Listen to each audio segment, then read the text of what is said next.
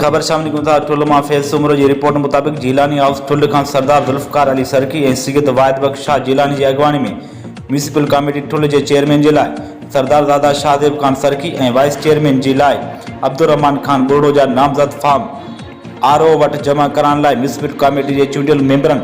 सईद रिजवान अली शाह, उस्ताद नज़ीर Ahmad नुनारी, rice Anwar Ali दायो, गुलाम मुर्तजा बुर्डो, अजीज दायो, जुनेद अहमद सरकी, आसिफ अली कंजरानी समेत बीपी जे समिन कारकुनन की रैली म्यूनिसिपल कमेटी ऑफिस पहुंची। आरओ मीर हसन लाशारी, सईद मुदफ़िर अली शाह और मोहम्मद अयूब सरकी वट नामजदगी फार्म जमा कराए छड़िया,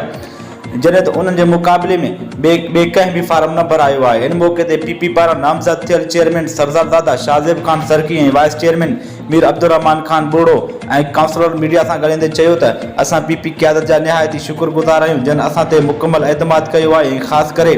जुल्फकार अली खान सरकी ऐं NPA ठुल डॉक्टर सोराब खान सरकी जा बि तौराइता आहियूं जिन असांखे ठुल जे शहरनि जी ख़िदमत करण लाइ मौक़ो पिणु ॾिनो आहे।